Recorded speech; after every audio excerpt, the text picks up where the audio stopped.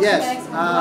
Pormal nang gipasakaan og kaso ang duha ka mga sospek sa pagpusil patay kang Police Corporal Ryan Languido Baculi atol sa bypass operation ni atong Miyerkules, Nobyembre 15, 2023 sa barangay Kinasang-an, Dakbayan sa Sugbo. Isip sakop sa Regional Drug Enforcement Unit 7, nagsilbing poster buyer si Baculi og nakig-atubang sa gidudahang mga durugista atol sa maong operasyon. Giila ang mga suspetsado nga sila si Atong Bacalso Raffles o Gramil Salazar nga gipasakaan na og kasong murder. Samtang ang duha ka tanod sa barangay Inayawan kinsa giingong mitabang sa mga suspek sa pag-ikyas human sa insidente, gikihasab og kasong accessory to the crime ug obstruction of justice. Si Police Lieutenant Colonel Gerard A. Spilare, tigpamaba ni Police Brigadier General Anthony Aberin, hepe sa PRO 7, na mahayag nga adunay igong ebidensya aron masikop ang mga nalambigit nga tanod sa Inayawan tungod kay gituohan nga sila nalambigit sa nahisgutang krimen.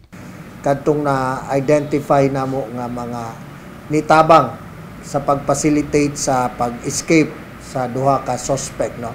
We are confident that we were able to establish kining gitawag nato sa fiscal's requirement nga quantum of proof nga prima facie evidence.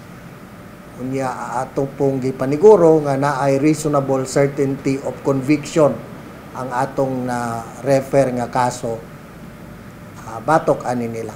Bisan pa man sa pagsugod sa legal proceedings batok sa mga suspetsado nga sila si Raffles ug Salazar, si Pilari ni tataw nga ang kapulisan magpadayon sa ilang aktibong paggukod kanila kay giingong wala pa sila nakalayo sa probinsya sa Sugbo. Gani dunay mga pribadong mga individual nga nitanyag og ganti nga mokabot ngadto sa 100,000 pesos ngadto sa makatudlo sa tukmang lokasyon sa mga suspetsado. Gipasalig ni Pilari nga mahatagan og hustisya ang pamilyang Baculi ug sa mga sakop sa kapulisan sa Region 7. We will take it one day at a time, but the assurance that we are giving to the people of Central Visayas and especially to the family of Police Corporal Ryan Baculi, justice will be served.